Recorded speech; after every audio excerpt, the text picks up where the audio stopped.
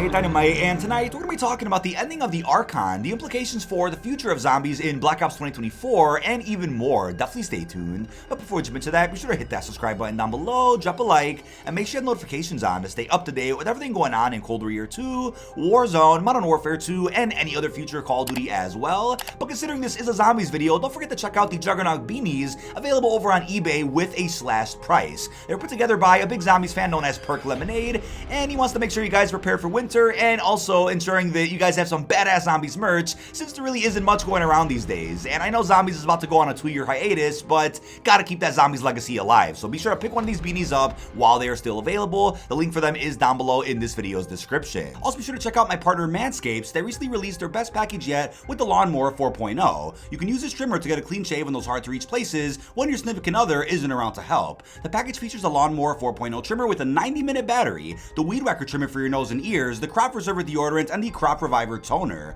You'll also get some free gifts like the boxer briefs and a really nice travel bag, but be sure to use code TWITCH20 to get 20% off all orders at manscaped.com. Now the final map for Vanguard Zombies, the Archon, just dropped and did cause quite a bit of debate about its content, but regardless of where you stand on that issue, one thing we can all agree on is that the map has some absolute banger lore, some you may have missed, and today we're going to go ahead and examine that, along with any other implications for the future of the Dark Ether saga in the coming games. If you haven't caught up on the storyline yet in Vanguard, I have a video linked to that down below in this video's description, talking about the entire Dark Ether storyline from the beginning of Duran Feng all the way to the end of Shinonuma Reborn. Now beginning with the return to Egypt. Having now acquired the relic mirror from the Swamp of Death, Kraft sends his team back to the Egyptian desert for their final confrontation with Die Warhite. However, while we were trying to claim the mirror, Quarterfix and Von List had been busy preparing for our arrival. Having noted that a large contributor to the success of Kraft's commandos was the mysterious Pack-a-Punch machine from the Dark Ether, Quarterfix informs Von List that there is a spell they can perform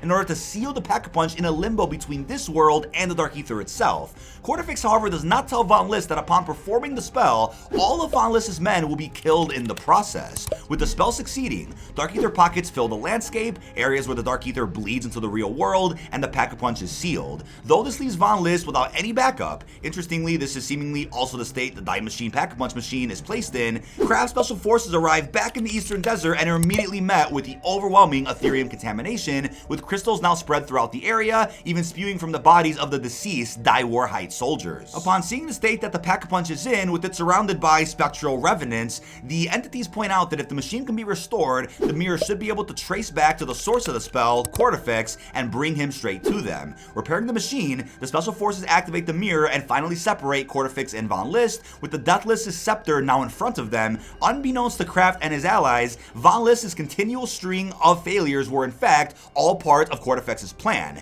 Every loss, from allowing Kraft to acquire the tome page, to finding the relic mirror, to eliminating all of Die Warhite with the spell, and now the spell's link allowing the mirror to find Quarterfix, were all intentional, and Von List was simply the man foolish enough to obey Quarterfix's orders. Thanks to the Dark Ether pockets, Quarterfix is able to manifest physically in front of the Special Forces team and thanks them for bringing him to his goal, the Construct. The Deathless then enters a rift to the Dark Ether, but just before doing so, takes one final action to humiliate Von List, teleporting him to face with Professor Kraft. Sniveling in cowardice, Von List begins to assist Kraft with his team, believing he can bargain for his life. When Kraft's team reaches Quarterfix, they see him communicating with the Construct, a giant living monolith. He pleads with the Eldritch object to let him kill the Special Forces team, but it seemingly tells Quarterfix no, and that he must abide by a set of rules, giving Kraft's team a fair opportunity to complete the trials. So what is the Construct? Before continuing, it's worth looking into some of the intel in this map to understand exactly what is going on at this moment. From Belikar, we learned that the Construct is possibly the most powerful entity in existence. It has existed seemingly since the beginning of time, and is so ancient that the first denizens of the Dark Ether worshipped it, although it didn't seem to care. The Construct is neither good nor evil, and has intelligence but almost never intervenes. However, on certain occasions, it has granted a small portion of its power to an entity it deems worthy, this creature that becomes known as the Archon. There have been at least 4 Archons in the trillions of years of existence in the Dark Ether, although possibly more. The first Archon used the power of the Construct to eradicate a parasitic species that threatened the Dark Ether. The 4th Archon smashed the moon of the Dark Ether's entity's home planet to pieces, with the chunks being weaponized and still floating above. Quarterfix seeks to become the newest Archon. So now we have the Trials being sent back to Earth. The rift to the Dark Ether was now barred by 3 great chains, each representing one of the Construct's trials: the Trial of Sacrifice, the trial of mindfulness, and the trial of resilience. These trials exist so that the construct can judge the worthiness of an individual, but passing the trials doesn't necessarily mean that said individual will become the next Archon. According to Syraxis, Cortifex actually passed the trials long ago, but the construct rejected him at the time, which only spurred his obsession. These trials may be somewhat difficult for us, but would clearly be easy for an elder god of the Dark Ether, so it's possible that, given the construct's sense of fair play and rules, that the trials are adjusted to the person undertaking them. Regardless, the Special Forces team proceed and with the help of their Dark Ether partners are able to successfully complete the trials, reopening the way to the Dark Ether. Before they leave to finally confront Cortifex, Von List reveals that Kraft's husband, Sasha, was killed immediately after being taken into custody by Von List, and it was Von List himself who had written the letters to Kraft. Upon hearing this, the professor is filled with rage and executes Von List on the spot. But I needed you to keep working. Professor! Double appointments. I shot him. Von List is dead. That was ill-advised. We needed his counsel to stop Cortifex. No, Nauticus. We do not need Von List.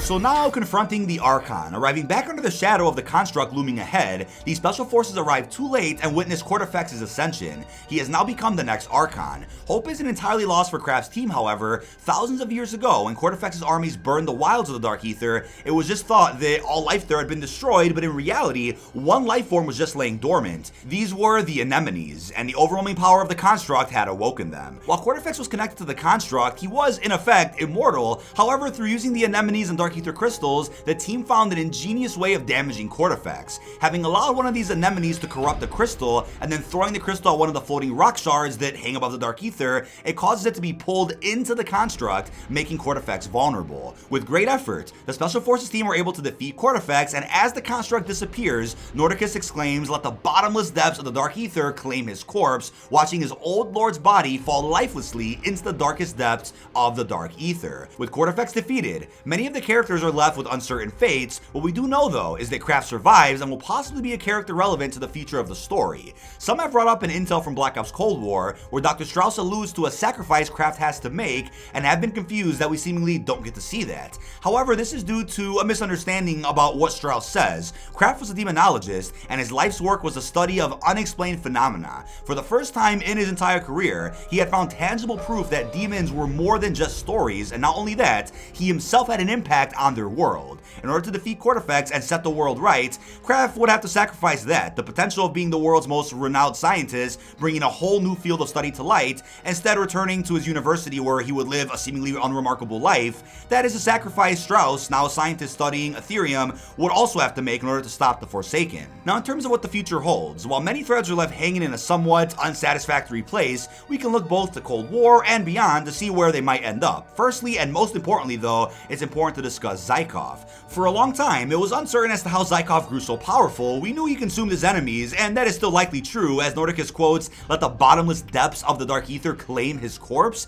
That can be taken to allude to that, but if we examine what Cortifex is able to do as an Archon and compare that to Zykov, it seems likely that Zykov too became the next Archon at some point. Both Cortifex and Zykov were able to use the powers of the Dark Ether entities at will. During Cortifex's boss fight, the entities are surprised when this happens, and so we know that this is not a normal thing. Zykov too does this, and so it seems likely he sources his power from the same source. Zykov also sees the future, an ability so powerful that only a source like the construct that can control reality itself could grant it. The key to understanding the construct is that it isn't an object like the summoning key or the MPD. Instead, it's one of the most powerful characters in the story, like Monty or the Shadow Man, and it has its own agenda. We can't know for certain, but one theory circulating at the moment is that the construct has its own master plan, and every Archon is made in order to get closer to this mysterious endgame. During the boss fight against Cortifex, we utilize the floating rock monoliths that are similar in appearance to, but significantly smaller than the construct, in order to damage Cortifex. It is possible that these are the chunks of the smashed moon mentioned by Be'lakor. If that's the case though, then it means that actions of a prior Archon that were seemingly without cause at the time contributed directly to the downfall of a future Archon.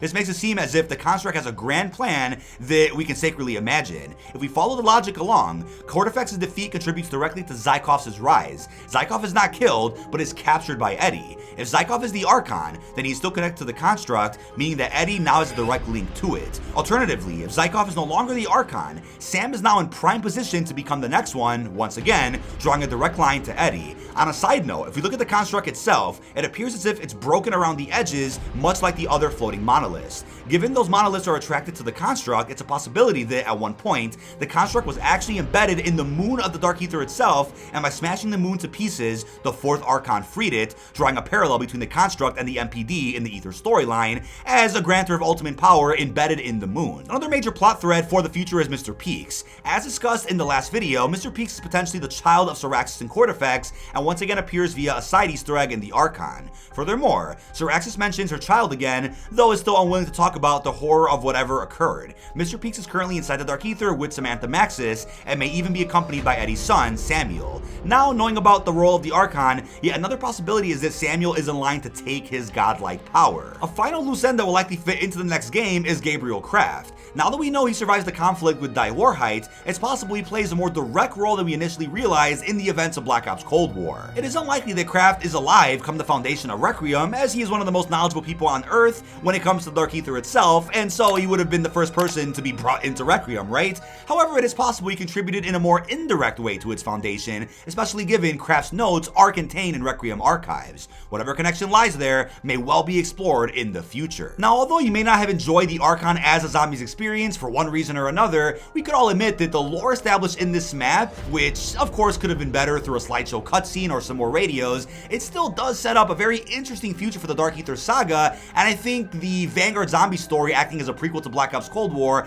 still helped us get up to speed with characters like the Construct, with our Dark Ether entities, with our field upgrades, knowing the backstory behind them. It still gave us some interesting foundation for what could then be explored even more in the next Black Ops game without having to waste time introducing us to those characters. Vanguard already did the job for us. But that is about it. This has been dkdynamite. Leave our thoughts down below in the comment section. What are your thoughts on the ending of the Archon and the implications it may have for the future of this Dark Ether saga? Really hope you've enjoyed, and peace out, everybody.